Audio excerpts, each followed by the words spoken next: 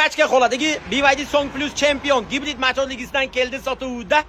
Aynan champion bo'lsin, jabrdichalari bo'lsin, holati pachka bo'lsa, salondan 3-4 ming arzoniga bo'lsa olaman deydigan aka-uka opa-singlar, marhamat.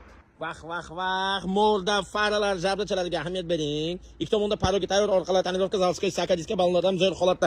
Sababi 2025 klaskasi radnoy, DTP bo'lmagan, 3 to'lqinli kameralari bor, slipoy zonalari bor, yaqinda olingan. 29200 naqd pulga kelishadigan joyi bor, shoshiling, ulgurib qoling.